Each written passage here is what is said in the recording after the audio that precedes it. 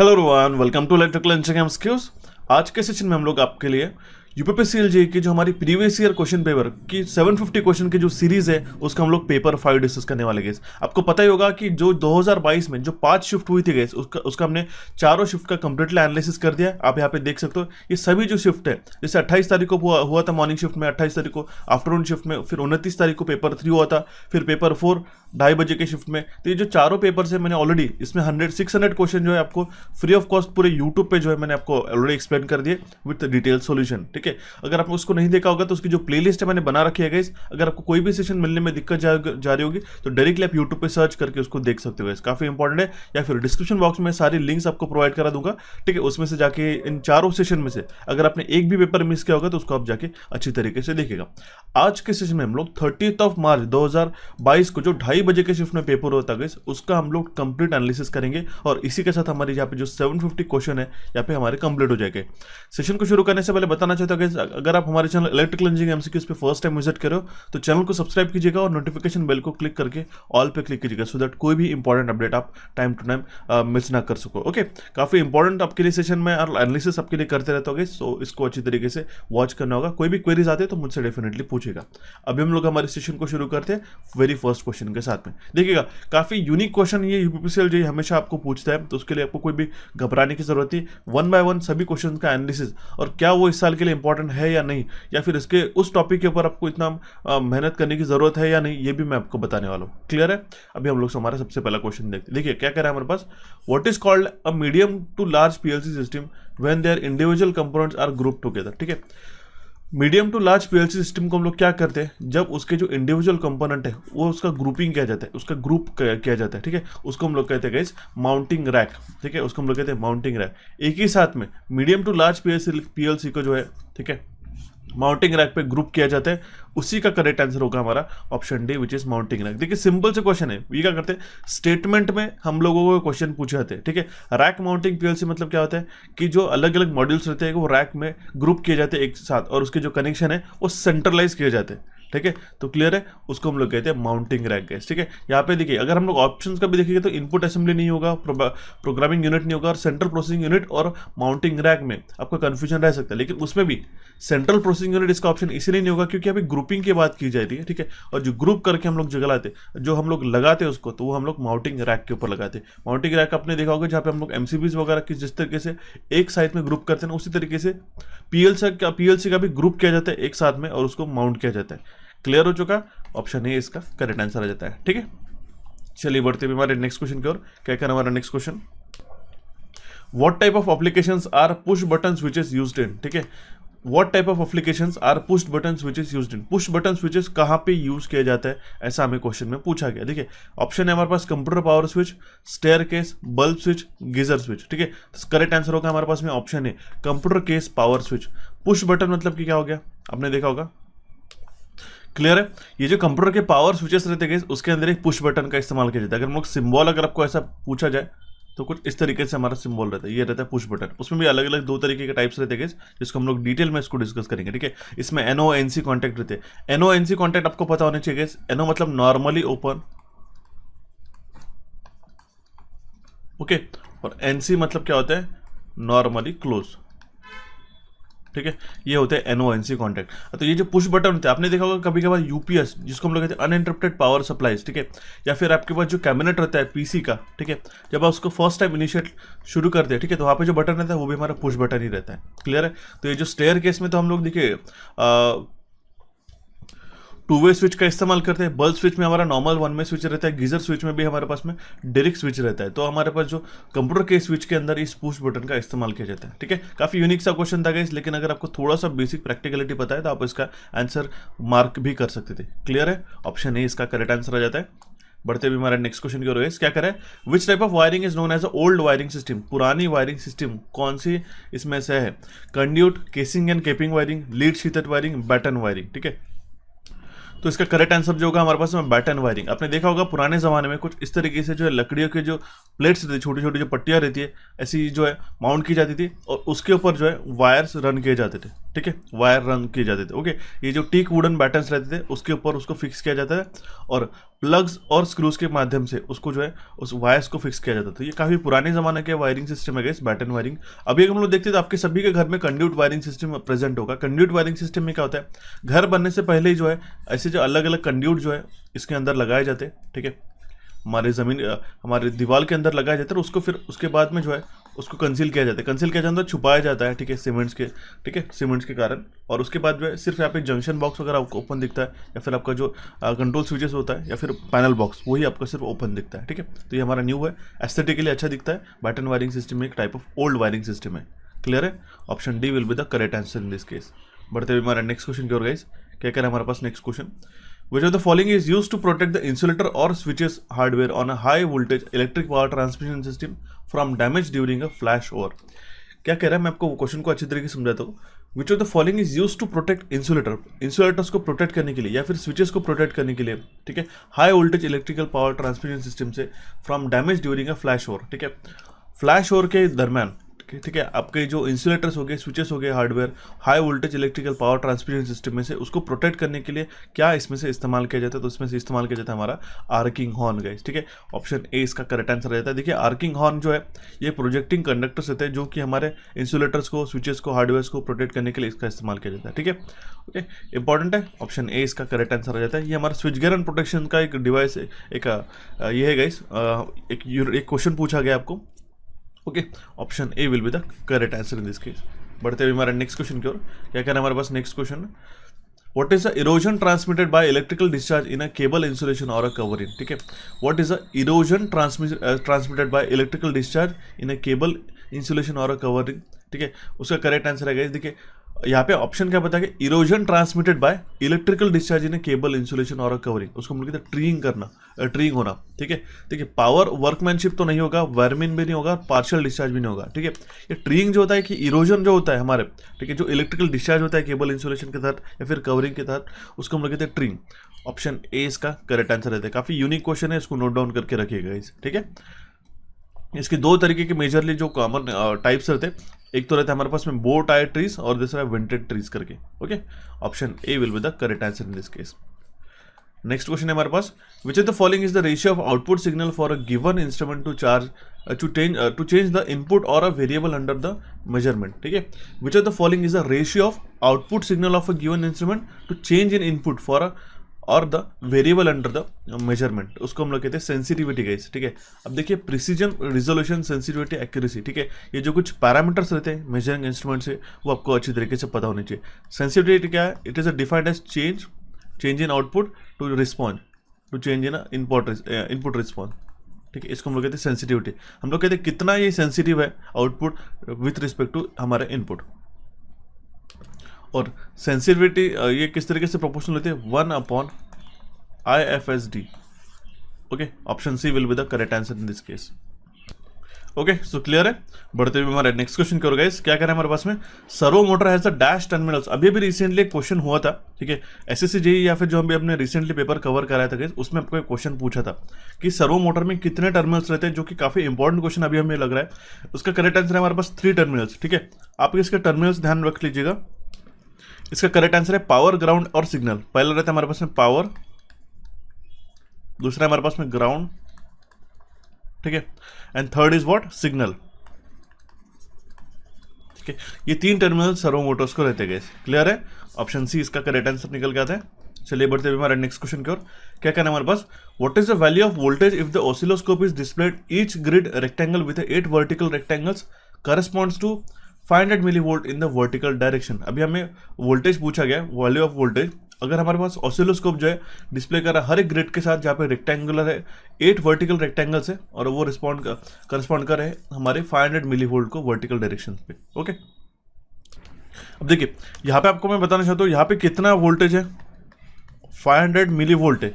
कितने इसके लिए, 8 वर्टिकल रेक्टेंगल विजिबल्स के लिए। ठीक है, तो ये 500 मिली वोल्ट पर डिवीजन है। ठीक है, 500 मिली वोल्ट पर डिवीजन है, तो उस केस में जो 8 वर्टिकल रेक्टेंगल्स रहेंगे ये करस्पॉन्ड करेंगे हमारे 500 मिली वोल्ट को। ठीक है, वर्टिकल डायरेक्शन में। तो इसको हम लोग किस तरीके से इक्वेट करेंगे, 500 milli volt divide by 1 division multiplied by 8 division.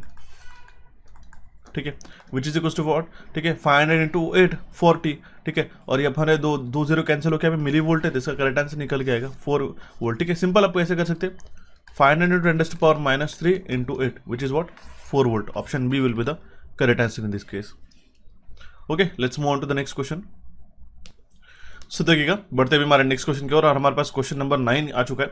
इसमें क्या पूछ रहा है, which of the following is not a type of self excited DC generator. इन चारों ऑप्शन में से कौन सा सेल्फ एक्साइटेड डीसी जनरेटर नहीं है। ठीक है, तो देखिए सेल्फ एक्साइटेड मतलब क्या है, नॉट अ टाइप ऑफ क्या कह रहे हैं। ठीक है, तो हमारा इसका करेक्ट आंसर आएगा हमारा ऑप्शन नहीं, मैं आपको एक्सप्लेन कर देता हूँ किस तरीके से। Permanent magnetic field DC generator, अब देखिए compound DC generator, shunt wound DC generator and series wound DC generator, इसके अंदर क्या होता है, जो वाइंडिंग कॉइल्स कनेक्टेड रहते हैं कहीं ना कहीं, ठीक है, वो जो करंट वो जो प्रोड्यूस करता है वो उसका यहाँ पे यूटिलाइजेशन होता है। लेकिन परमानेंट मैग्नेट की अगर हम बात करें तो यहाँ पे जो फील्ड वाइंडिंग है, ठीक है, वो फील्ड वाइंडिंग है, ये कहाँ से क्रिएट की जा रही है, जो फील्ड वाइंडिंग है, जो हमारा मैग्नेटिक फील्ड है वो कहाँ से क्रिएट किया जा रहा है, वो परमानेंट मैग्नेट के द्वारा क्रिएट किया जा रहा है। तो एक हमारा हम लोग उसको कह सकें कि वो सेल्फ एक्साइटेड डीसी जनरेटर नहीं है, इस तरीके से। ठीक है, काफी सिंपल है guys. Okay, option A will be the correct answer in this case.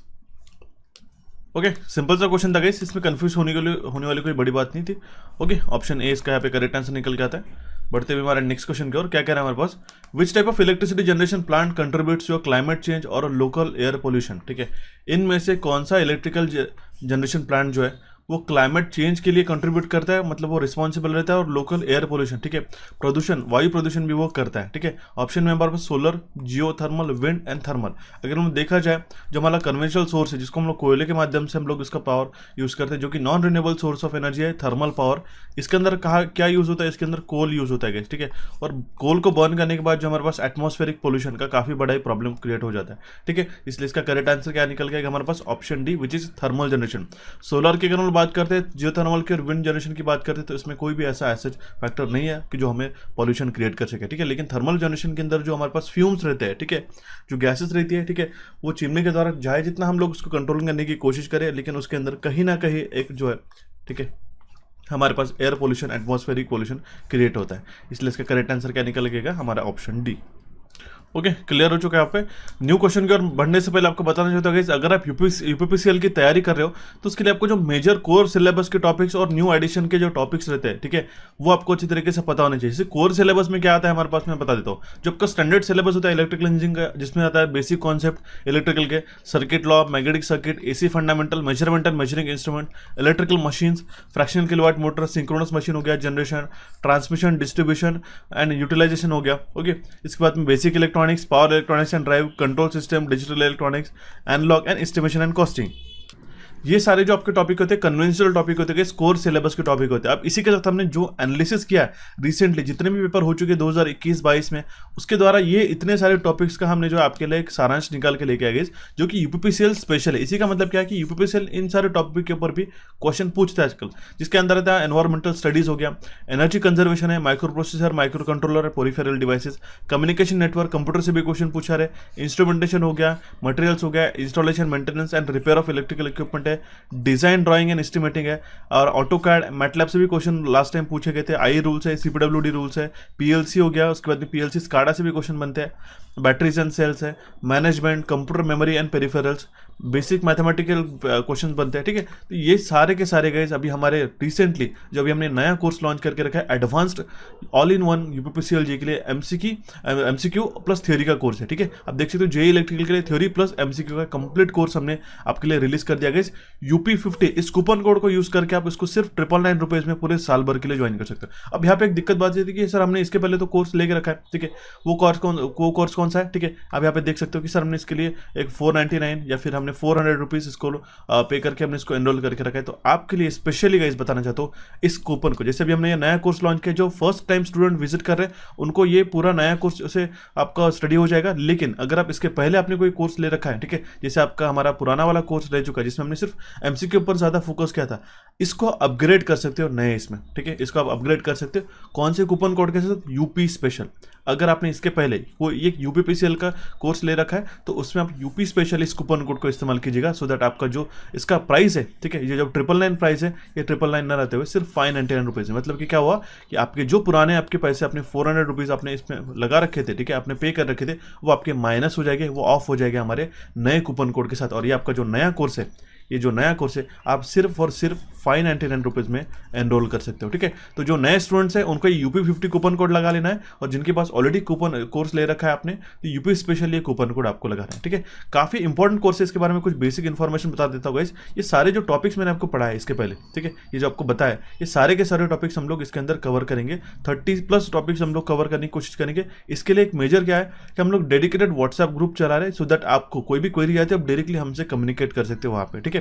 तो अभी स्टैंडर्ड सिलेबस पूरा कंप्लीट हो चुका है गाइस, उसके अंदर अभी जो एडिशनल टॉपिक्स है, ठीक है, ये आपके सारे 1 बाय 1 उसके अंदर अपलोड हो गए। उसका हम लोग ऑलरेडी जो प्लान है हमने शुरुआत कर दिया, लेकिन 2024 के लिए अगर आप टारगेट कर रहे हो तो इसको डेफिनेटली एनरोल कीजिएगा। और काफ़ी जो आपके पहले थ्योरी के साथ आपके जो कुछ कॉन्सेप्ट्स आपके वीक थे वो भी आपके यहाँ पे क्लियर अप होते जाएंगे, ठीक है। तो कूपन कोड ध्यान दीजिएगा UP50, इसको आप कैसे ज्वाइन कर सकते हो। इलेक्ट्रिकल इंजीनियरिंग MCQs का आपको पास एप्लीकेशन होना चाहिए। अगर आपके पास आईफोन है तो आईफोन के लिए हमारे पास एप्लीकेशन अभी अवेलेबल है।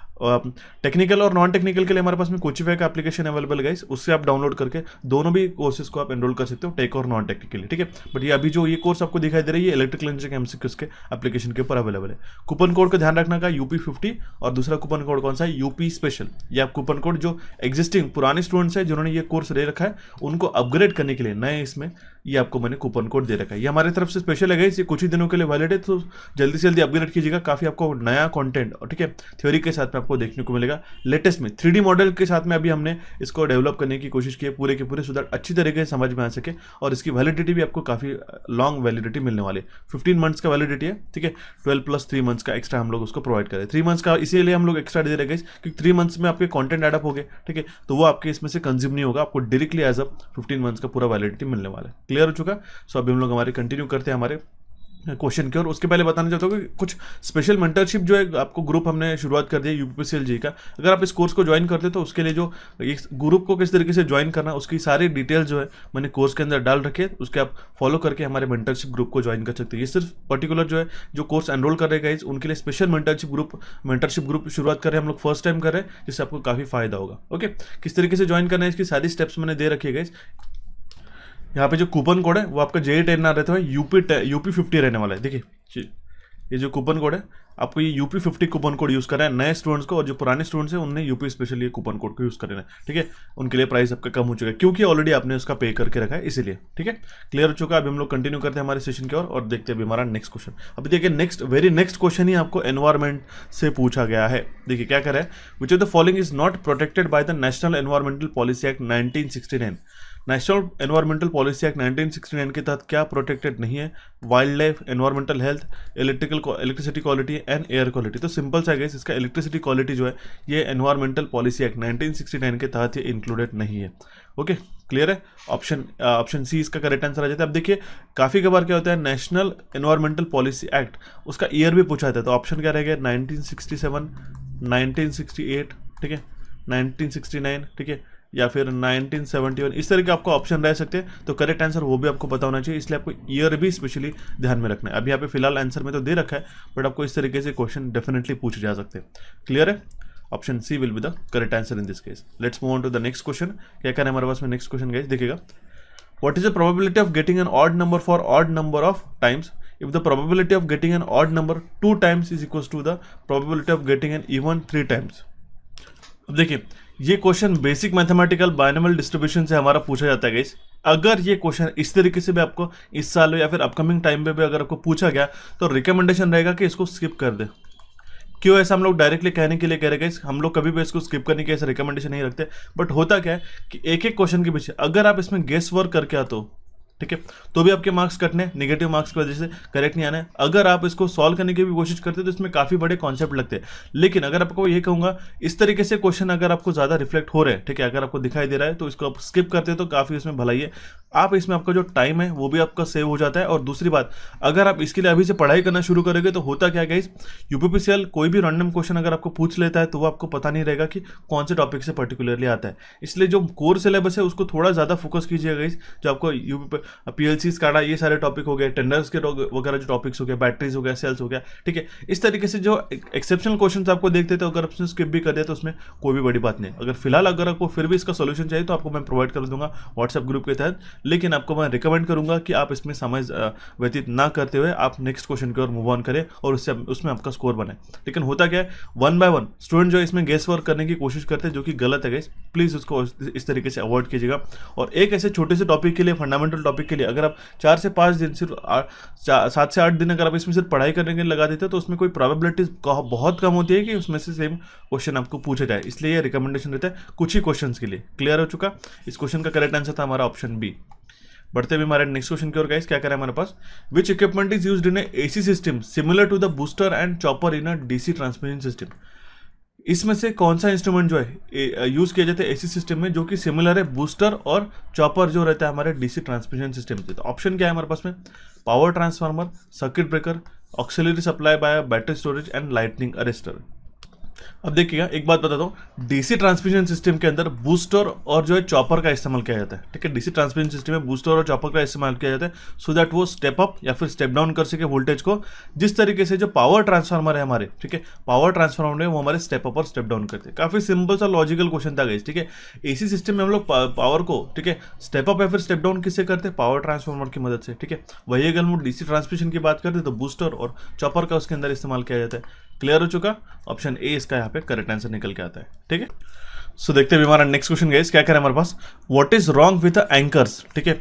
यहाँ पे एंकर्स मतलब आपको पता होना चाहिए, इसको हम लोग क्या कहते हैं, वॉल प्लग या फिर रॉल प्लग भी कहते हैं, ठीक है। यहाँ पे ऑप्शन क्या है, high tensile metal, wall plug, rawl plug और फाइबर और प्लास्टिक, ठीक है। तो जो एंकर्स है ये वॉल प्लग है, ये इसको हम लोग रॉल प्लग भी कहते हैं, जो कि फाइबर से या फिर प्लास्टिक से बनाया जाता है। ओरिजिनली वो वुड से बनाया जाता था, ठीक है, वो डायरेक्टली यूज करते थे इसको तोड़ के, ठीक है। लेकिन क्या एक हमारे हाई टेंसाइल मेटल है या नहीं, ये गलत हो जाएगा, ठीक है। इसलिए इसका करेक्ट आंसर है हमारे पास में ऑप्शन ए। आपको एक चीज बताना चाहता हूँ, ये इस तरीके से जो क्वेश्चन है ये रैंडमली डेवलप्ड क्वेश्चन है, अगर आपको देखने को मिल सकता है, ठीक है। यहाँ पे बताया गया what is wrong with anchors, ठीक है। तो एंकर से जुड़े गए इसमें से ऑड वन आउट उसको फाइंड आउट करना है, ठीक है। ये एक हमारा हाई टेंसाइल मेटल नहीं है। आपको एंकर, इससे आपको आइडिया लग जाएगा, ठीक है। जब भी आप स्क्रू को आप दीवार के अंदर लगाने से पहले जो इस तरीके से जो रॉल प्लग, ठीक है, RAWL प्लग, इसको हम लोग कहते हैं रॉल प्लग या फिर जो है वॉल प्लग, उसके अंदर इंसर्ट करते हो ड्रिल करके, उसके बाद में आप उस स्क्रू को फिट कर दे ताकि वो स्क्रू जो है वो स्नगली फिट हो, ठीक है, अच्छी तरीके से जो फिक्स हो जाए उसके अंदर। इसलिए हम लोग इस रॉल प्लग को इस्तेमाल करते गए। क्लियर है? हमारा ऑप्शन ए इसका करेक्ट आंसर आ जाता है। इसलिए आपको जो बेसिक जो वर्ड्स होते हैं, की टर्म्स होते हैं, आपको चीज़ पता होनी चाहिए सो दैट आपको जो है इस तरीके से क्वेश्चन को सेपरेटली तैयारी ना भी की तो भी आप इस क्वेश्चन को आप मार्कअप कर सकते हो। क्लियर हो चुका है? इसको देखने के बाद आई एम 100% श्योर कि आपको ये सारी चीज़ें क्लियर हो चुकी होंगी। ओके, ऑप्शन ए इसका करेक्ट आंसर निकल के आता है। और अगर आप यहाँ तक का आपको अगर सेशन पसंद आ रहा है तो चैनल को सब्सक्राइब जरूर कीजिएगा और नोटिफिकेशन बेल को क्लिक करके ऑल पे कीजिएगा सो दैट काफ़ी जो अपडेट्स रहती है, इंपॉर्टेंट अपडेट आपको टाइम टू टाइम मिलते रहे। अराउंड 53% एस्पिरेंट्स है जो अभी तक हमारे पास रेगुलरली वॉच करे, जिन्होंने सब्सक्राइब करके रखा है, और 47% एस्पिरेंट जो है, ठीक है, उन्होंने जो रेगुलर व्यूअर है जिन्होंने सब्सक्राइब नहीं किया, तो मैं रिकमेंड करूंगा कि आप चैनल को सब्सक्राइब कीजिएगा। इससे हमें काफ़ी मोटिवेशन मिलता है और इसी तरीके से क्वालिटी कंटेंट हम लोग आपके लिए टाइम टू टाइम प्रोवाइड करते रहते हैं। क्लियर है? बढ़ते हुए हमारे नेक्स्ट क्वेश्चन की ओर और देखते हुए हमारा नेक्स्ट क्वेश्चन क्या कह रहा है, which type of cable is used when the voltage requirement exceed 66 kV and a solid cable can not be used. अगर हमारे 66 किलो वोल्ट के ऊपर का वोल्टेज रेंज चले जाता है और हम लोग वहाँ पे सॉलिड केबल का इस्तेमाल नहीं करते, तो कौन सा केबल इस्तेमाल करेंगे हम लोग वहाँ पे? प्रेशर केबल गाइस, ठीक है। ऑप्शन सी इसका करेक्ट आंसर आ जाता है, ठीक है। ये क्वेश्चन हमने कराया था इस कोर्सेज के अंदर भी अवेलेबल है और आपको इसके पहले भी मैंने कवर करके बताया था, ठीक है। ये क्वेश्चन इंपॉर्टेंट है, ध्यान दीजिएगा। अब देखिए, बेल्टेड केबल्स के अगर हम बात करते थे अप टू, ठीक है, 11 kV तक यूज़ किया जाता है, ठीक है। स्क्रीन केबल की अगर हम लोग बात करें तो 22 से लेके हमारा 66 किलोवोल्ट तक इसका यूज़ होता है। प्रेशर केबल की बात करते हैं तो बियॉन्ड हमारा जो है 66 kV हम लोग इसको यूज़ करते हैं। क्लियर है? इसका करेक्ट आंसर हमारा क्या निकल के आता है? प्रेशर केबल, ठीक है। बढ़ते अभी हमारे नेक्स्ट क्वेश्चन की ओर। क्या कहना हमारे पास next question, which method is use to measure the resistance in the range of 1 ohm to 100 kilo ohms range, ठीक है। कौन सी मेथड जो है हम लोग रेजिस्टेंस को नापने के लिए यूज करेंगे इन चारों दिए गए मेथड में से, ठीक है।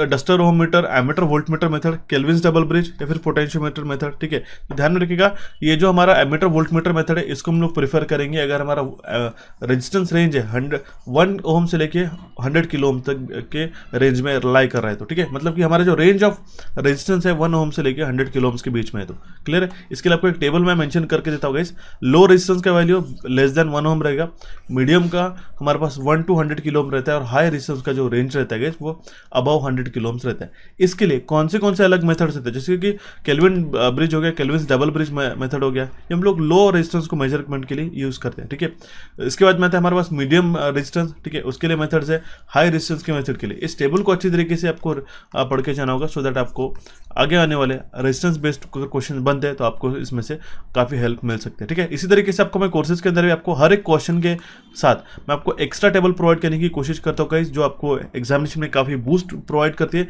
और आपको मल्टीपल क्वेश्चन से बदले आपको काफ़ी थ्योरेटिकल इंपॉर्टेंट और फैक्चुअल डेटा आपको मैं कवर करा तो टेबल के माध्यम से, सो दैट एग्जामिनेशन में क्वेश्चन आप आसानी से बना पाओ। ठीक है, काफ़ी प्रूवन रह चुके गाइस हमारे पास टेबल्स और चार्ट अभी रिसेंटली एग्जामिनेशन का, जिसमें काफ़ी सारे एस्पिरेंट ने काफ़ी अच्छे तरीके से सक्सेस हासिल किया। क्लियर है। बढ़ते हुए हमारा नेक्स्ट क्वेश्चन की ओर, क्या कर रहा है हमारे पास, which material is use to make the conductor for a transmission line passing through the marine atmosphere. ठीक है, इनमें से कौन सा जो मटेरियल है यूज किया जाएगा कंडक्टर को बनाने के लिए, ठीक है, ट्रांसमिशन लाइन के लिए, जो पास हो रही मराइन एटमॉस्फेयर से। ठीक है, उस केस में हम लोग फॉस्फोरस ब्रॉन्ज का इस्तेमाल करेंगे। ठीक है, अब देखिए हमेशा ऐसा जरूरी नहीं कि आप कॉपर का इस्तेमाल करो, एल्यूमिनियम का यूज करो, कैडमियम कॉपर का अलॉयज का इस्तेमाल करो। अलग अलग कंडीशंस के लिए अलग अलग जो कॉपर जो कंडक्टर्स है वो यूज किया जाता है। ठीक है, यहाँ पे जो मराइन एटमॉस्फेयर से पास होता है, ठीक है, वो उस केस में हमारे पास फॉस्फोरस ब्रॉन्ज का इस्तेमाल किया जाता है, क्योंकि वहाँ पे इरोजन का वगैरह हमारे पास काफ़ी बड़ा कंसर्न रहता है। ठीक है, इसलिए जो है इसको फॉस्फोरस ब्रॉन्ज से बनाया जाता है। क्लियर है। ऑप्शन डी इसका करेक्ट आंसर निकल के आता है। चलिए बढ़ते हुए हमारे नेक्स्ट क्वेश्चन की ओर गाइस, क्या कह रहा है हमारे पास, the conductivity is the conductance of a conductor whose. ठीक है, कंडक्टिविटी ये हमारे कंडक्टेंस है कंडक्टर का, जिसका only volume is 1 metre cube, length and area is half, only area is 1 metre cube and only length is 1 metre, ये कह रहा है। तो इसका करेक्ट आंसर होगा हमारे पास में ऑप्शन है, only volume is 1 metre cube. ध्यान में रखना होगा रेजिस्टेंस क्या रहता है, रो एल बाय ए। उसी तरीके से कंडक्टेंस क्या रहता है, G is equal to sigma, G is equal to sigma. ये जो आपको ये साइन दिखा दे रहा है, जैसे ये रो है ग्रीक अल्फाबेट, वैसे ये हमारे पास में सिग्मा है। ठीक है, ए बाय एल जस्ट अपोजिट रहता है उसका। ठीक है, तो इसका जो यूनिट ऑफ कंडक्टिविटी होता है गैस, ठीक है, सीमेंस रहता है। और ये हमारे पास में यहाँ पे क्या बताया, conductivity of is the conductance of a conductor whose only volume is 1 metre cube. Volume की बात की गई यहाँ पे। क्लियर है। ऑप्शन ए इसका यहाँ पे करेक्ट आंसर निकल के आता है। अब ऐसा आपको किस तरीके से हमने डायरेक्टली डिफाइन कर दिया कि ओनली वॉल्यूम ये 1 मीटर क्यूब ये करके, इसको आपको आंसर एक्सप्लेनेशन के साथ पता होना चाहिए। तो ये देखिए, ये जो सिग्मा जो है, ठीक है, ये हमारे पास में कंडक्टेंस, ठीक है, ऑफ अ कंडक्टर, जिसका लेंथ है 1 मीटर का, करेक्ट है, एंड इसका जो क्रॉस सेक्शनल एरिया है ये 1 मीटर क्यूब का है। ठीक है, तो अगर हम लोग 1 मीटर मल्टीप्लाइड बाय, देखिए इसका जो हमने क्या कहा अभी, इसका जो लेंथ है, ठीक है, वो 1 मीटर का है, और क्रॉस सेक्शनल एरिया जो है 1 मीटर स्क्वायर का। ठीक है, तो लेंथ और यहाँ पे जो एरिया है, तो अगर हम वॉल्यूम निकालेंगे तो इन दोनों का मल्टीप्लाई करेंगे तो 1 मीटर इंटू मीटर स्क्वायर, तो क्या हो जाएगा 1 मीटर क्यूब। क्लियर है। ऑप्शन ए इसका यहाँ पे करेक्ट आंसर है। इसलिए इसका वॉल्यूम की अगर हम लोग बात करते हैं तो 1 मीटर क्यूब यहाँ पे निकल के आता है। क्लियर है। बढ़ते हुए हमारे नेक्स्ट क्वेश्चन की ओर गाइस, ठीक है, देखिए क्या कह रहा है हमारे पास next question, which type of connection is widely use to protect a medium voltage system. इनमें से कौन सा कनेक्शन जो है वाइडली यूज किया जाता है to protect a medium voltage system. तो उसमें हम लोग जो है रेसिडुअली कनेक्टेड ग्राउंड रिले का इस्तेमाल करेंगे, सो दैट हम लोग मीडियम वोल्टेज सिस्टम को प्रोटेक्ट कर सके। ओके, क्लियर है। काफी डिटेल में क्वेश्चन पूछा गया है, जरूर ध्यान दीजिएगा। ऑप्शन ए, ऑप्शन बी इसका यहाँ पे करेक्ट आंसर निकल के आता है। ठीक है, मीडियम वोल्टेज सिस्टम को प्रोटेक्ट करने के लिए रेसिडुअली कनेक्टेड ग्राउंड रिले का इस्तेमाल किया जाता है। यहाँ पे सीधा सीधा पूछा गया। ओके, सो देखिए अभी हमारे पास नेक्स्ट क्वेश्चन है, which of the following is not a function of the management process. इसमें से कौन सा एक फंक्शन नहीं है मैनेजमेंट प्रोसेस का, यह हमें पूछा गया है। तो है हमारे पास फाइनेंसिंग। ठीक है, हालांकि प्लानिंग, स्टाफिंग एंड कंट्रोलिंग ये मैनेजमेंट प्रोसेस का पार्ट ऑफ है, लेकिन फाइनेंसिंग जो है एक मैनेजमेंट का प्रोसेस नहीं, प्रोसेस का एक पार्ट नहीं है। क्लियर है। ऑप्शन बी इसका करेक्ट आंसर हो जाएगा। ठीक है, मैनेजमेंट से भी क्वेश्चन यहाँ पे पूछे गए। अब देखिए मैनेजमेंट एक हमारा डिसिप्लिन है जिसके अंदर हमारे पास में 5 जनरल फंक्शन रहते हैं। एक तो रहता है हमारे पास प्लानिंग, दूसरा रहता है हमारे पास में ऑर्गेनाइजिंग, तीसरा रहता है हमारे पास में स्टाफिंग, ठीक है, फोर्थ रहता है हमारे पास में डायरेक्टिंग, एंड देन रहता है हमारे पास में कंट्रोलिंग। क्लियर है। तो ये 5 मेजर फैक्टर्स रहते हैं, लेकिन जिसके अंदर हमारे पास फाइनेंसिंग इंक्लूडेड नहीं है। Okay, option B will be the correct answer in this case. चलिए बढ़ते हैं हमारे नेक्स्ट क्वेश्चन की ओर गाइस, क्या कह रहा है हमारे पास, which parameter is more reliable in HVDC transmission line as compare to the AC transmission line. इनमें से जो पैरामीटर्स बताए गए तो कौन सा रिलायबल है एचवीडीसी ट्रांसमिशन लाइन में अगर हम लोग उसको एसी ट्रांसमिशन लाइन से कंपेयर करते हैं, ठीक है। तो वो है हमारे पास में length of the transmission line. अगर हमारे पास में बल्क पावर ट्रांसमिट करना होगा तो हम लोग एचवीडीसी का इस्तेमाल करते गए, ठीक है, एचवीडीसी का इस्तेमाल करते सो दैट जो है हमारे पास कॉस्ट ऑफ टर्मिनल है वो हमारी कम हो जाती है, ठीक है। शॉर्टर डिस्टेंस के लिए जो है हमारे पास में एसी प्रेफरेबल रहता है, ठीक है। लेकिन अगर हम लॉन्गर डिस्टेंस की बात करते हैं 400 किलोमीटर एंड अबव 700 किलोमीटर तक, तब उस केस में हमारे पास में एचवीडीसी प्रेफरेबल रहता है गाइस। ऑप्शन डी इस क्वेश्चन का यहाँ पे करेक्ट आंसर निकल के आता है, ठीक है। बढ़ते हुए हमारे नेक्स्ट क्वेश्चन की ओर। सिंपल सा क्वेश्चन है, find the number of poles 240 volt 50 hertz का अल्टरनेटर है, अगर उसका रनिंग है 1500 आरपीएम पे। तो उसके लिए सिंपल सा फॉर्मूला है NS is equal to 120 into F divide by P, ठीक है। तो यहाँ पे फ्रीक्वेंसी यहाँ पे स्पीड बताएगी 1500 RPM which is equal to 120 into frequency कितना है 50 हर्ट्ज का divide by number of poles निकालने हैं, ठीक है। तो हम लोग पोल्स को यहाँ पे ना लिखते हुए इस साइड लिख लेते हैं लेफ्ट हैंड साइड, और यहाँ पे हमारे पास जो स्पीड है वो हम लोग यहाँ पे लिख लेते हैं। ये 0 से 0 कैंसिल हो जाएगा, ये 0 और ये 0 कैंसिल हो जाएगा, ठीक है। 3 4 जा 12, ठीक है, एंड 3 5 जा 15, ओके। तो 5 और यहाँ पे 5 कैंसिल हो गया, हमारे पास जो पोल का संख्या निकल के आएगी ये आएगी 4 पोल्स, ठीक है। ऑप्शन सी इसका यहाँ पे करेक्ट आंसर निकल के आता है, ठीक है। नंबर ऑफ पोल्स कितने आएंगे 4 पोल्स। सिंपल क्वेश्चन है गाइस। बढ़ते हुए हमारे नेक्स्ट क्वेश्चन की ओर। क्या कह रहे हैं हमारे पास, which of the following is considered as a distributed generation system. इनमें से 4 ऑप्शन में से कौन सा एक डिस्ट्रीब्यूटेड जनरेशन सिस्टम है, वो है हमारे पास बैटरी स्टोरेज सिस्टम, ओके। हालांकि अगर हमारे पास थर्मल, न्यूक्लियर और ट्रांसफार्मर सिस्टम की बात करते हैं तो ये डिस्ट्रीब्यूटेड जनरेशन सिस्टम में इंक्लूडेड नहीं होगा, ये ध्यान देना होगा। क्लियर है, option D will be the correct answer in this case. चलिए बढ़ते हुए हमारे नेक्स्ट क्वेश्चन की ओर गाइस। क्या कह रहे हैं हमारे पास, which of the following is not essential for industrial management. इनमें से कौन सा एक एसेंशियल नहीं है इंडस्ट्रियल मैनेजमेंट के लिए, ठीक है। तो work on time, maximum output with minimum input, quality of the product, new innovation, ये एसेंशियल नहीं है गाइस इंडस्ट्रियल मैनेजमेंट में, ठीक है। वर्क ऑन टाइम, टाइम पे काम होना, मैक्सिमम आउटपुट निकालना, मिनिमम इनपुट के साथ में ये भी एसेंशियल है, और क्वालिटी ऑफ द प्रोडक्ट ये तो काफ़ी एसेंशियल है गाइस इंडस्ट्रियल मैनेजमेंट में। लेकिन न्यू इनोवेशन ये फर्स्ट पैरामीटर नहीं आता है हमारा। क्लियर है, ऑप्शन डी इसका यहाँ पे करेक्ट आंसर निकल के आता है। अभी तक 2 क्वेश्चन हमारे हो चुके मैनेजमेंट से जहाँ पे पूछे गए, ओके। पढ़ते हुए हमारे नेक्स्ट क्वेश्चन की ओर। क्या कह रहे हैं हमारे पास, which of the following statement related to the motion control of stepper motor is correct, ठीक है। इनमें से कौन सा स्टेटमेंट जो है motion control of stepper motor उससे जुड़ा हुआ करेक्ट है, तो वह है हमारे पास option A, it is produced high torque at a low speed, ठीक है। Motion control of stepper motor वो करेक्ट है पूछा गया, ठीक है। It produced high torque at a low speed, ये हमारा करेक्ट आंसर होगा। बाकी हमारे पास ऑप्शन क्या है, it offers low precision drive control for a motion control application, incorrect. It is expensive and widely available, नहीं, ठीक है। It produces low vibration level, ये गलत हो जाएगा, ठीक है। क्या कह रहा है, which of the following statement related to the motion control of stepper motor is correct, ठीक है। Motion control of stepper motor की बात की गई है, ओके। करेक्ट आंसर क्या निकल के आता है हमारा, ऑप्शन ए। चलिए बढ़ते हुए हमारे नेक्स्ट क्वेश्चन की ओर गाइस। क्या कह रहे हैं हमारे पास, which part of the DC generator is utilize for spreading the magnetic fluxes, ठीक है। इनमें से कौन सा पार्ट जो है डीसी जनरेटर का यूटिलाइज किया जाता है for spreading the magnetic flux, वो रहता है हमारे पास पोल शू गाइस, ठीक है। उसको हम लोग कहते हैं पोल शू, ये होता है हमारे पास में पोल शू इस तरीके से। इसी कारण क्या हमारे पास में जो एरिया पे बढ़ जाता है, ठीक है। तो जब हमारे पास फ्लक्सेस है ये हमारे मैक्सिममली बढ़ जाते हैं। क्लियर है, option A will be the correct answer in this case. बढ़ते हुए हमारे नेक्स्ट क्वेश्चन की ओर। थोड़ा क्विक वे में हम लोग जा रहे हैं क्योंकि काफ़ी सारे क्वेश्चन जो है यूनिक है, जिसके ऊपर मैं आपको फोकस करने के लिए लगा रहा हूँ। जबकि स्टैंडर्ड क्वेश्चन है वो तो आपको मैं डायरेक्टली आपको बता दे रहा हूँ। क्लियर है, क्वेश्चन क्या कह रहा है हमारे पास में, विच of the following material has the highest conductivity. In material में से कौन सा मटेरियल में हाईएस्ट कंडक्टिविटी है। आप देखिए इसका करेक्ट आंसर है निकेल गाइस। सिंपल सा क्वेश्चन है गाइस। यहाँ पे नाइक्रोम, मर्क्यूरी, पैराफिन वैक्स और निकेल में से हमारा निकेल का जो है कंडक्टिविटी हमारा ज़्यादा रहेगा। क्लियर है गाइस, ऑप्शन सी इसका करेक्ट आंसर निकल के आता है। नेक्स्ट क्वेश्चन है, the heat energy obtainable from the hot rocks present inside the earth crust is called as. जो हीट एनर्जी हमारे पास में हम लोग एक्सट्रैक्ट कर सकते हैं hot rocks present in the inside of the earth crust, उसको हम लोग क्या करते हैं, जियोथर्मल एनर्जी गाइस। ठीक है, सिंपल है। यहाँ पे बायोमास, सोलर और थर्मल पावर प्लांट डायरेक्टली आप देखते ही से आंसर मार्क अप कर सकते हो गाइस, इसको एलिमिनेट कर सकते हो।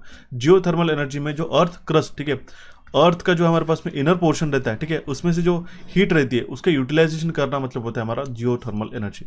Okay, option B will be the correct answer in this case. Next question पूछा गया है, what does the convention mode of a heat transfer represent. ठीक है, sorry, convection mode of a heat transfer पूछा गया। अब देखिए 3 तरीके के मोड रहते हैं। एक तो रहता है हमारे पास में कंडक्शन, दूसरा रहता है हमारे पास कन्वेक्शन एंड थर्ड रहता है हमारे पास में रेडिएशन, ठीक है। जो सूरज से एनर्जी आती है उसको हम लोग कहते हैं रेडिएशन गाइस। कंडक्शन क्या है, directly heat direct end to end होता है हमारा, ठीक है। अगर हमने अपना एक जो है पॉट रख लिया आपके इसके ऊपर, ठीक है, अगर आप इसको हैंडल से पकड़ रहे हो, ठीक है, यहाँ पे हीट लगाई गई है, तो क्या हो रहा है, डायरेक्टली कंडक्शन के थ्रू। कंडक्शन किसके थ्रू हो रहा है, मेटल के थ्रू हो रहा है, ओके। कन्वेक्शन मतलब क्या है, हीट ट्रांसफर जो होता है फ्लूइड के तहत, ठीक है। जैसे हम पे बॉइलिंग वाटर है, इसमें फ्लूइड है, फ्लूइड कौन सा है, वाटर है, ठीक है। तो उसके अंदर का जो हीट ट्रांसफर हो रहा है एक मॉलिक्यूल से दूसरे मॉलिक्यूल के साथ में, तो वो होता है हमारा कन्वेक्शन, ठीक है। तो क्या है कन्वेक्शन का मतलब, the heat, how heat passes through the fluids. Option C इसका यहाँ पे करेक्ट आंसर हमारा निकल के आएगा। क्लियर है। बढ़ते हुए हमारे नेक्स्ट क्वेश्चन की ओर गाइस, क्या कहना है हमारे पास, which parameter is not considered while defining the rating of bus bar of the distribution. एक और क्वेश्चन अभी रिसेंटली पूछा गया था, ठीक है। बस बार को, जो डिस्ट्रीब्यूशन के हमारे बस बार रहते गए, उसको डिफाइन करते वक्त कौन सा पैरामीटर कंसिडर नहीं किया जाता, तो पावर जो है करेक्ट आंसर निकल के आता है हमारे पास। ऑप्शन ए इसका करेक्ट आंसर रहेगा। देखिए शॉर्ट टाइम करंट, फ्रीक्वेंसी और देखिए शॉर्ट टाइम करंट, फ्रीक्वेंसी और करंट ये हमारे रेटेड रहते हैं। नॉर्मली जो है ये बस बार जो हमारा रेटेड रहता है in terms of current, voltages, frequency और short term current based on the application, ठीक है। लेकिन यहाँ पे पावर यहाँ पे मेंशन नहीं रहता है। क्लियर है। ऑप्शन ए इसका करेक्ट आंसर रहेगा। Very very important question for your upcoming examination guys, ठीक है। ये अभी रिसेंटली एग्जामिनेशन में पूछा गया था 2024 में भी, ओके। नेक्स्ट क्वेश्चन है, which of the following is not one of the ideal properties of the traction system. Traction से हमारे पास एक और क्वेश्चन अभी हमारा फर्स्ट दिखाई दे रहा है, ठीक है। इनमें से कौन सी एक आइडियल प्रॉपर्टीज नहीं है ट्रैक्शन सिस्टम की।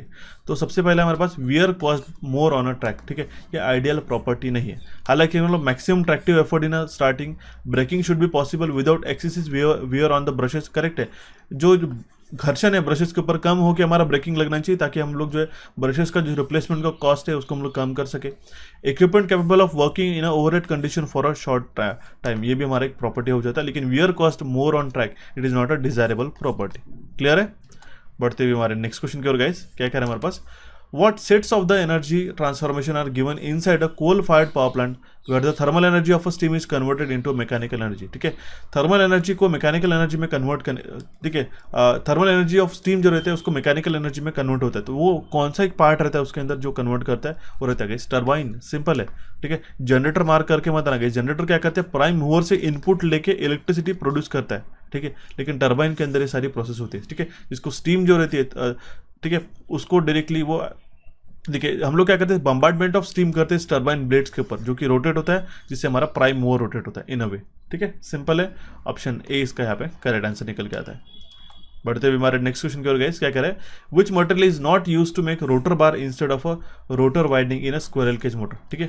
इनमें से कौन सा मटेरियल जो यूज नहीं किया जाता है for making the rotor bar instead of a rotor winding in a squirrel cage motor, ठीक है। स्क्विरल केज मोटर में रोटर वाइंडिंग के बदले हमारे पास रोटर बार रहते हैं। यहाँ तक आपको क्लियर है। इसमें से कौन सा मटेरियल उसमें यूज नहीं किया जाता ये पूछा गया, तो सॉफ्ट आयन उसके अंदर यूज नहीं होता है, ठीक है। हालांकि ब्रास, कॉपर और एल्यूमिनियम का उसमें इस्तेमाल किया जाता है, ठीक है। बढ़ते हुए हमारे नेक्स्ट क्वेश्चन की ओर, ओके। देखिए अभी हमारे पास नेक्स्ट क्वेश्चन क्या आ चुका है, which type of material is used in a solar cell and laser diode, ठीक है। तो सोलर सेल और लेजर डायोड में जो है कौन सा टाइप ऑफ यहाँ पे मटेरियल यूज किया जाता है, ठीक है। Monocrystal, gallium arsenide, silicon and germanium, ठीक है। तो गैलियम आर्सेनाइड जो है हमारा एक सोलर सेल में और लेजर डायोड में इस्तेमाल किया जाता है। ऑप्शन बी इसका करेक्ट आंसर आ जाता है। अब देखिए इस तरीके से मैंने आपको N type, P type semiconductor का जो कंपोजिशन रहता है, ठीक है, उसके अंदर कौन से मटेरियल यूज होते हैं, सोलर सेल के अंदर कौन से मटेरियल रहते हैं, उसके अलग अलग टाइप्स मैंने ऑलरेडी पढ़ा रखे गए इस कोर्सेज के अंदर, जो मैंने सबसे पहले ऊपर रिकमेंड किया, ठीक है। तो वहाँ पे आपका अगर आपको सोलर से भी अगर आपको क्वेश्चन बनते तो वो भी आपके कवर अप होते जाएंगे। क्लियर है। ऑप्शन बी यहाँ पे हमारा करेक्ट आंसर निकल के आता है, ठीक है। बढ़ते भी हमारे नेक्स्ट क्वेश्चन की ओर, क्या कह रहे हैं हमारे पास, which of the following actions required once in a 2 year for maintenance of the transformer. Transformer के मेंटेनेंस के वक्त इसमें से कौन सी एक्शन लेनी चाहिए हर 2 साल में, ठीक है, एक बार, ठीक है। Once in a 2 years for maintenance of the transformer, तो वो होगी हमारी doing the calibration of OTI and WTI, ठीक है। इसके जो होते हैं ऑयल टेम्परेचर इंडिकेटर हम लोग उसको कहते हैं, और WTI का मतलब होता है हमारे पास में वाइंडिंग टेम्परेचर इंडिकेटर। इसका जो है कैलिब्रेशन करना हमें जरूरी होता है एक बार 2 सालों में। क्लियर है। ऑप्शन डी इसका करेक्ट आंसर निकल के आता है। सो बढ़ते हुए हमारा नेक्स्ट क्वेश्चन की ओर गाइस, क्वेश्चन क्या कह रहा है, which of the following rules defines the direction of rotation of a DC motor, ठीक है, direction of rotation of DC motor, इनमें से कौन सा रूल जो है डिफाइन करता है? तो उसका करेक्ट आंसर है हमारा option A, Fleming's left hand rule. आपको जो Fleming's left hand right hand rule जो रहते हैं उसके रूल्स के जो हमारे पास में जो डायरेक्शंस रहते हैं, या फिर हम लोग कहेंगे उसके जो टर्मिनोलॉजीज होती है, आपको पता होना चाहिए, ठीक है। जैसे फर्स्ट फिंगर, मिडिल फिंगर और थंब क्या इंडिकेट करता है, मोशन, फील्ड या फिर इंड्यूस करंट, तो आपको ऐसे भी आपको पूछे जा सकते हैं, तो आपको चीज़ें पता होनी चाहिए, ठीक है। अगर हम लोग डीसी मोटर की जगह डीसी जनरेटर की बात करते थे तो फ्लेमिंग का राइट हैंड रूल होता था हमारा, ऑप्शन सी, ठीक है। तो इनमें काफ़ी बार कंफ्यूजन होता है, अच्छी तरीके से मार्कअप करके रखिएगा। अगर मोटर जनरेटर पूछा गया तो राइट हैंड होगा, मोटर है तो हमारा लेफ्ट हैंड है। क्लियर है? बढ़ते हुए हमारे नेक्स्ट क्वेश्चन की ओर गए। क्वेश्चन क्या कह रहे हैं? Suppose an object is moving along a parabolic path y minus x square if t is equals to 5, the coordinate is 6 and we measure the speed at which the coordinate of the object is changing dx by dy is equals to 3 and at the same time how fast is the y coordinate changing, ठीक है। सीधा सीधा ये numerical based question पूछा गया, mathematics से जुड़ा हुआ। मैं रिकमेंड करूंगा कि आपको 150 क्वेश्चन में से पूरे 150 क्वेश्चन अटेम्प्ट करके नहीं आना है, ठीक है, चाहे जितना आपका पेपर आपको ईजी लगे। कि होता क्या कि इसके अंदर एक अराउंड 10 to 15 क्वेश्चन जो गए स्टैंडर्ड आपको मिक्स मैच ऐसे यूनिक वे में दे सकते हैं, जिसको आपको सॉल्व जरूर कर सकते हो। एक तो आपके एस्पिरेंट जो कहते हैं कि इसमें गेस वर्क करके आ जाते हैं, जो कि गलत है गाइस सरासर, ठीक है। अगर आपको नहीं आता तो उसी समय आपको छोड़ के स्किप कर देना है।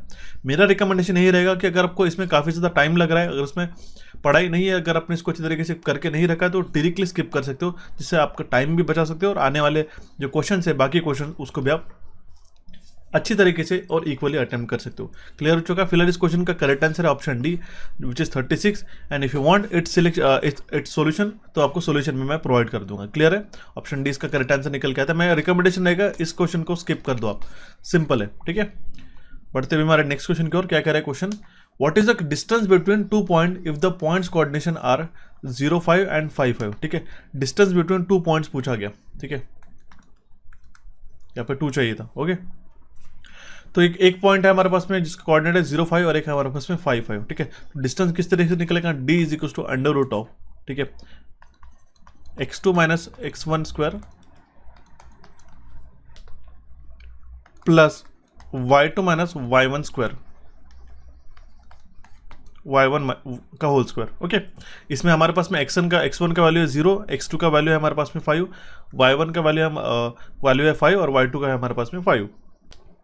इसमें हम लोग सारे वैल्यू सब्स्टिट्यूट करते हैं अंडर रूट ऑफ, ठीक है, x2 माइनस x1, x2 का हमारे पास वैल्यू कितना है 5 माइनस 0, ठीक है, प्लस 5 माइनस 5, ये तो हमारा 0 हो जाएगा, 5 माइनस 5 का होल स्क्वायर, इसका स्क्वायर आ जाएगा, ठीक है। तो अंडर रूट ऑफ 5 स्क्वायर, इसका आंसर क्या निकल के आता है? Option B which is 5 itself. Simple सा क्वेश्चन था, option B will be the correct answer in this case.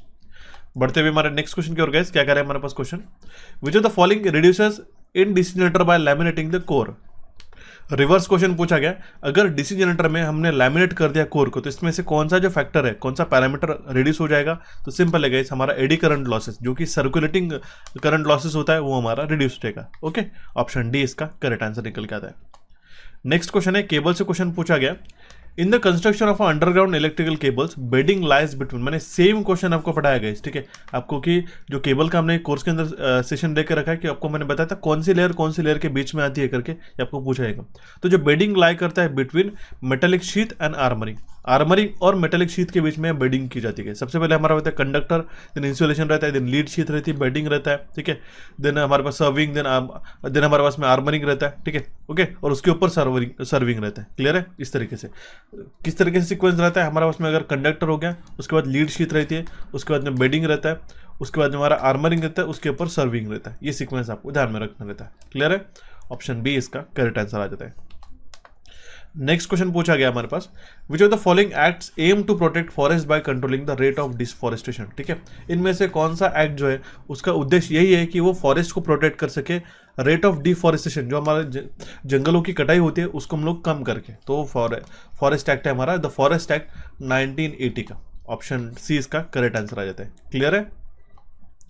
Next question यहाँ पे इमेज दी गई है, identify the type of insulator. ये जो इंसुलेटर बताया गया है सेम हमने कवर करके रखा गया काफी सारे रेगुलर सेशन के अंदर। इसको हम लोग कहते हैं स्टे इंसुलेटर गाइस, ठीक है। आपको जो सस्पेंशन साइकिल स्ट्रिंग इंसुलेटर्स होते हैं वो आपको पता होना चाहिए, पिन इंसुलेटर, उसका वोल्टेज रेंज वगैरह, ठीक है। यहाँ पे जो इमेज में बताया गया है वो है हमारे पास में स्टे इंसुलेटर। क्लियर है?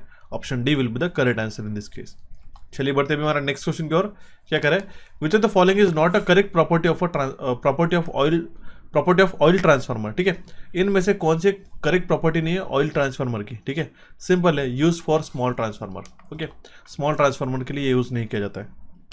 यहाँ पे बाकी ऑप्शन है overload capability, good isolation characteristics, long life cycle, ये गलत हो जाएगी यहाँ पे, क्लियर है, option A is the correct answer in this case. बढ़ते हुए हमारे नेक्स्ट क्वेश्चन की ओर। क्वेश्चन क्या कह रहा है, what is the dot product of the two coordinate p1, 3, -4 and q is equal to 3, -5, 2।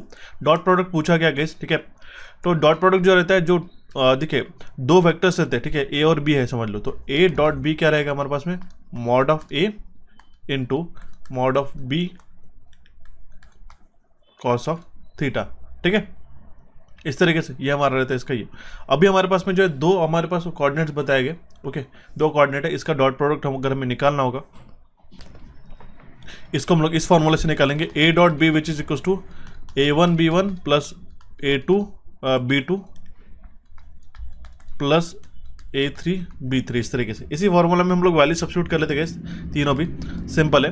हमारे पास में जो p1 p2 और p3 के वैल्यूज कौन से, ये होगी p1 p2 p3 के, q1 q2 और q3 की वैल्यूज होंगी, इसको हम लोग सब्स्टिट्यूट करते हैं a1 इंटू b1, मुझे 1 दैट मीन्स क्या होगा 1 इंटू 3, ठीक है, 1 इंटू 3 प्लस 3 इंटू -5 प्लस यहाँ पे आ जाएगा -4 इंटू 2, इसका आंसर हमारा निकल के आता है हमारा -20, okay, -20 which is option B is the correct answer in this case. Clear हो चुका, काफी सिंपल सा क्वेश्चन था।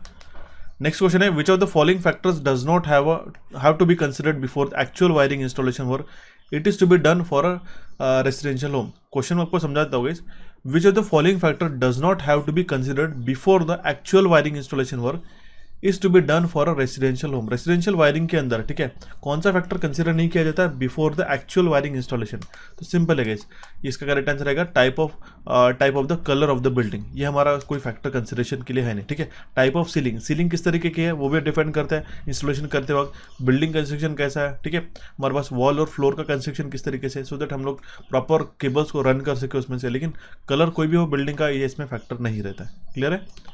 बढ़ते हुए हमारे नेक्स्ट क्वेश्चन की ओर, क्या कहना है हमारे पास question, which of the following rotor type do we employ in a steam turbine driven alternator. Steam turbine driven alternator में कौन सा रोटर टाइप यूज किया जाता है, उसके अंदर है स्मूथ सिलेंड्रिकल रोटर रहता है, ठीक है। स्टीम टर्बाइन अल्टरनेटर जो कि एक हाई स्पीड अल्टरनेटर्स रहते हैं, ठीक है, उसके अंदर हम लोग रोटर स्मूथ सिलेंड्रिकल रोटर का इस्तेमाल करते हैं इंस्टेड ऑफ सैलेंट पोल रोटर, ठीक है, ऑप्शन बी इसका यहाँ पे करेक्ट आंसर निकल के आता है। क्लियर है। बढ़ते हुए हमारे नेक्स्ट क्वेश्चन की ओर गाइस, क्या है हमारे पास next question, which of the following is not an earthing type, ठीक है, इनमें से कौन सा एक अर्थिंग का प्रकार नहीं है बोला गया, ठीक है, सिंपल सा है इस क्वेश्चन, आपको देखने को मिल सकता है पाइप, रेक्टेंगुलर, स्ट्रिप और प्लेट बताया गया, तो रेक्टेंगुलर अर्थिंग ऐसा कोई टाइप नहीं है, ठीक है, पाइप अर्थिंग रहता है, रॉड अर्थिंग रहता है हमारे पास, स्ट्रिप अर्थिंग रहता है, प्लेट अर्थिंग भी हमारा रहता है, लेकिन रेक्टेंगुलर टाइप ऑफ अर्थिंग कोई भी ऐसा प्रकार नहीं है, क्लियर है, ऑप्शन बी इसका करेक्ट आंसर निकल के आता है। नेक्स्ट क्वेश्चन है, which of the following is used to make the field winding of a DC generator. इनमें से फील्ड वाइंडिंग को बनाने के लिए डीसी जनरेटर के कौन सा मटेरियल यूज किया जाता है। फील्ड वाइंडिंग जो रहती है वो कंडक्टर रहती है गाइस, उसके लिए हम लोग कॉपर का इस्तेमाल करते हैं, ठीक है, माइका, कार्बन, ब्रास वाला ये गलत हो जाएगा, ठीक है, option B will be the correct answer in this case. Next question is the connection of several generating station in a network of a particular transmission voltage level is commonly known as. Question में ये बताया गया the connection of several generating station in a network of a particular transmission voltage level is commonly known as electrical grid system। देखिए grid करना मतलब क्या होता है कि मल्टीपल जो हमारे पास में ट्रांसमिशन वोल्टेज लेवल्स है एक साथ में हम लोग उसको इंटीग्रेट करते हैं, एक साथ में हम लोग उसको जोड़ते हैं, ठीक है, तो सेवरल जनरेटिंग स्टेशन को एक साथ इंटीग्रेट करना मतलब क्या, तो वहाँ पे हमने इलेक्ट्रिकल ग्रिड का फॉर्मेशन करना हो गया, क्लियर है, option A will be the correct answer in this case. Next question is which of the following is considered as an internal inspection of an transformer, ठीक है, इंटरनल इंस्पेक्शन के अंदर कौन से फैक्टर्स इन्वॉल्व होते हैं इसके अंदर हमें पूछा गया, ठीक है, सिंपल है, इसका आंसर क्या होगा, हमारे पास रेडिएटर जो है हम लोग जो स्लजेस के लिए वो हम चेक करेंगे, ठीक है, ऑप्शन क्या है इसका, ऑप्शन बी इसका करेक्ट आंसर है। डर्ट डस्ट आउटर हो जाएगा और joints are check for a sign of leakage outer हो गया, साइन ऑफ करोजन आउटर हो गया, ठीक है। इंटरनल इंस्पेक्शन की बात करते थे जो रेडिएटर्स है उसके अंदर जो स्लजेस फॉर्म होते हैं, ठीक है, देखिए होता है कि काफ़ी के बार जो है ऑयल का जो डेब्रिस वगैरह रहता है वो बॉटम में जमा हो जाते हैं, ठीक है, तो उसी को हम लोग कहते हैं स्लजेस फॉर्म होना, ठीक है, ओके, एक थिक जो हमारा पास मटेरियलिस्टिक ये रहता है, ठीक है, थिक फ्लूइड जो हमारा फॉर्म होता है एक पार्ट ऑफ स्लज रहता है, ठीक है, तो जो रेडिएटर्स है उसके अंदर स्लजेस ना हो, ठीक है, इसको हम लोगों को टाइम टू टाइम क्लीन करते भी रहता है, टाइम टू टाइम क्लीन करना भी रहता है, और वो एक हमारा पार्ट ऑफ रहता है इंटरनल इंस्पेक्शन का। क्लियर है? ऑप्शन बी यहाँ पे इसका करेक्ट आंसर आ जाता है। तो ये थे कुछ 50 क्वेश्चन इनिशियल गाइस। हमारे पास जो रिमेनिंग 100 क्वेश्चन है हम लोग नेक्स्ट सेशन में कवर अप करेंगे। Due to the time consideration हम लोग 1 बाय 1 सारे 50 क्वेश्चन को एनालाइज करेंगे। ऐसा नहीं कि क्विकली हम लोग एक ही सेशन के अंदर कवर अप कर लिया। ठीक है, तो ये था हमारा कंप्लीट सेशन। आपको आज का सेशन कैसा लगा जरूर मुझे कमेंट बॉक्स के माध्यम से कमेंट करके बताइए गाइस। अगर आपको यूपीपीसीएल जेईई का कोर्स ज्वाइन करना होगा तो ऐप को डाउनलोड कर लीजिएगा, कूपन कोड को यूज करके इनिशियल बेसिस पे जो आपको ऑफ दिया जा रहा है इसको यूज करके आप आपके अच्छी तरीके से तैयारी कर सकते हो। क्लियर है गाइस? ठीक है, और दोनों कोर्सेज को अपग्रेड करने के लिए ये जो मैंने आपको कूपन कोड मेंशन किया गाइस, ठीक है, यूपी स्पेशल, इसको भी आप यूटिलाइज कर सकते हो। ठीक है, हमारे चैनल कोचिफाई और इलेक्ट्रिकल इंजीनियरिंग एमसीक्यू से यहाँ पे आप क्लिक करके सब्सक्राइब कर सकते हो गाइस। टेलीग्राम चैनल से जुड़े रहेगा so that time to time important update आपको मिलते रहे। कोई भी क्वेरीज आती है तो प्लीज़ मुझे कमेंट बॉक्स में कमेंट करते हुए बताइएगा। रिसेंट सेशन देखने के लिए यहाँ पे आप प्रीवियसली यहाँ पे क्लिक करके उसको जाके देख सकते हो guys. Okay, so thank you for watching this session guys. Have a nice day. मिलते भी इसके पार्ट बी में जिसके अंदर हम लोग और भी क्वेश्चंस को कवर अप करेंगे।